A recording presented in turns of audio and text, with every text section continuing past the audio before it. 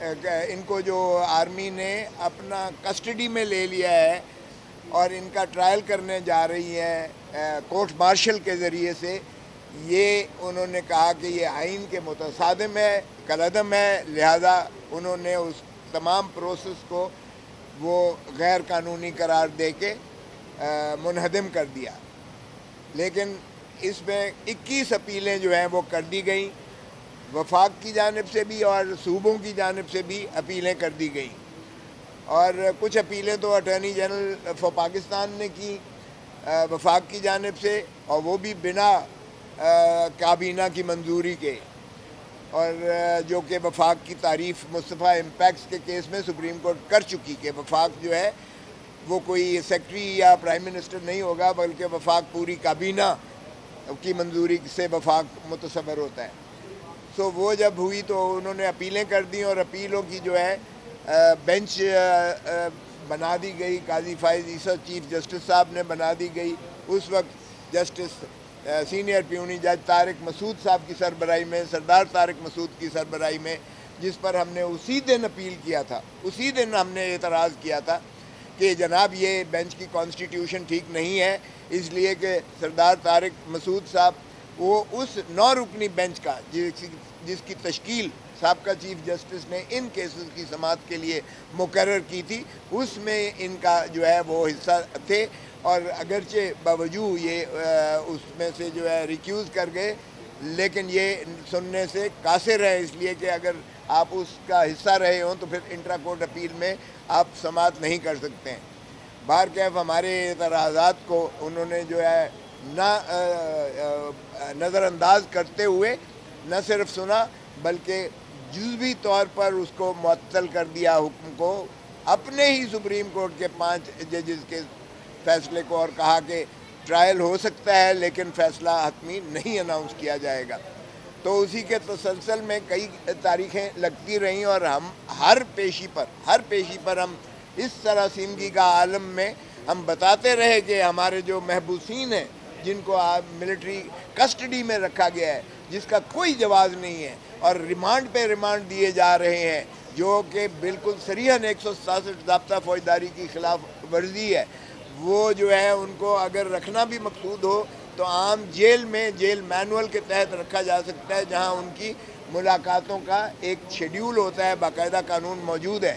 لیکن اگرچہ جیلیں بھی اس وقت ماشاء اللہ اسٹیبلشمنٹ کے قبضے میں ہے، جو خود عمران خان صاحب نے لکھ کے تحریر دی ہوئی ہے کہ یہاں جو ہے یہ اڈیالہ جیل جو ہے یہ اسٹیبلشمنٹ کے قبضے میں ہے، اور وہی مانیٹر کرتے ہیں یہاں سب کچھ، وہ بھی آئین اور قانون کے ماورا اور متصادم ہے۔ بہرکیف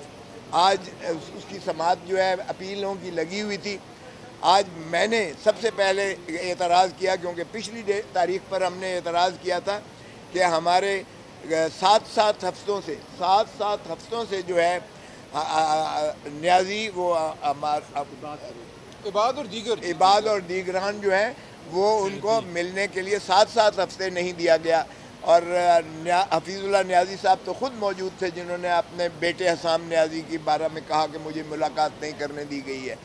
اور جن کو ملاقات کرنے بھی دی گئی وہ سلمان راجہ صاحب نے بتایا کہ ان کے پاؤں میں ہتھکڑیاں بیڑیاں ڈال کے، ہاتھوں میں ہتھکڑیاں ڈال کے پیچھے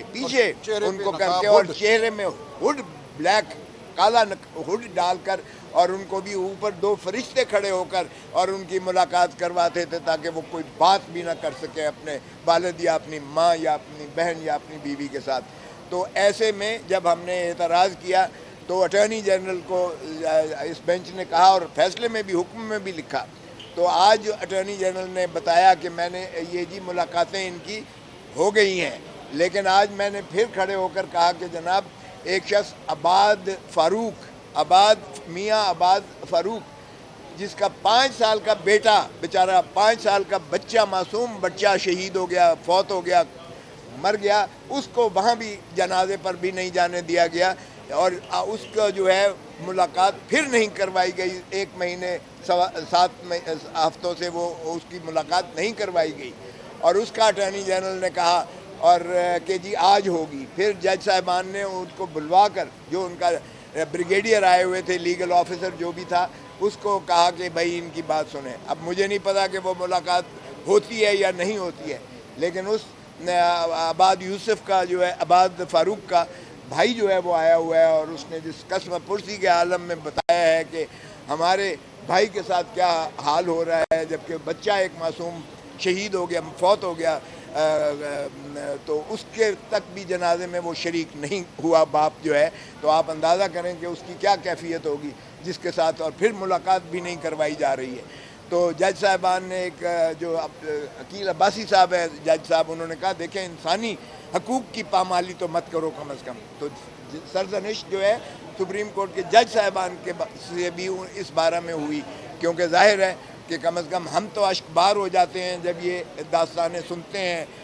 میرے تو حلقے میں NA 122 میں ہی کور کمانڈر ہاؤس آتا ہے، اور میرے حلقے کے یہ کافی سارے لوگ ہیں جو آ کر اس قسم کی کہانیاں بتاتے ہیں کہ کلیجہ آپ کو یعنی آتا ہے، منہ کو آتا ہے، آپ کی سوچ ہوگی کہ کیا ان کے ساتھ ہو رہا ہے. سو ایسے میں آج پھر شروعات جب ہوئیں تو کیس کی، تو فاضل ایک پرائیویٹ وکیل صاحب جو ہے خواجہ حارث صاحب کو جو انگیج کیا گیا تھا وفاق کی جانب سے، یہ ڈیفنس منسٹری کی جانب سے کیا گیا. یعنی اٹارنی جنرل صاحب نے ابتدائی آپ نے بات بتانے کے بعد کہ آپ کے حکم کی تعمیل کی گئی ہے، انہوں نے کہا جی باقی کا کیس جو ہے یہ خواجہ حارث صاحب جو ہے بحث کریں گے، کیونکہ یہ ان کو انگیج کیا گیا ہے آرگیو کرنے کے لیے. تو اس پر فیصل صدیقی صاحب کی جانب سے ایک اعتراضی درخواست تھی، عذرداری تھی کہ پرائیویٹ وکیل جو ہے اٹارنی جنرل اور ایک ظفر موج ان کے ساتھ deputy attorney general, additional attorney general, standing council, advocate general, additional advocate general, deputy attorney general, ایک موج ظفر موج ہے جو سرکار کے وکیل ہوتے ہیں، وفاقی ہوں یا صوبائی ہوں، اور ان کا پیسے تنخواہیں بڑی بڑی تنخواہیں وہ ان کی عوام کے پیسوں سے جاتی ہیں. تو ایک 2017 کی نذیر رشید احمد کے کیس میں سپریم کورٹ پہلے ہی دے چکی ہے کہ اگر جو ہے اٹارنی جنرل جو ہے یہ لکھ کر دے گا کہ میں نااہل ہوں، نااہل کا لفظ لکھا گیا، انکمپیٹنٹ ہوں، تو تب جو ہے کوئی وکیل رکھا جا سکتا ہے. پھر ساتھ ہی انہوں نے کہا کہ اگر انکمپیٹنٹ ہے اٹارنی جنرل یا سرکاری سارے جو وکلاء ہیں تو پھر یہ جو ہے ان کو رکھا کیوں گیا ہے ان دا فرسٹ انسٹنس. تو وہ 2017 کی نذیر رشید کیس کے بعد پھر اعادہ کیا گیا جو 2023 کا فیصلہ ہے، لیکن 2024 سپریم کورٹ میں رپورٹڈ ججمنٹ ہے، اور اس میں بھی آتھر جج ہمارے چیف جسٹس جو ہے قاضی فائز عیسیٰ صاحب ہیں، اور اس کے رکن اب جو سینئر جج جو پریزائڈ کر رہے تھے آج امین الدین خان صاحب، جسٹس امین الدین خان صاحب اس کا حصہ ہیں اس بینچ کا، جس میں انہوں نے کہا کہ پرائیویٹ وکیل نہیں رکھا جا سکتا اور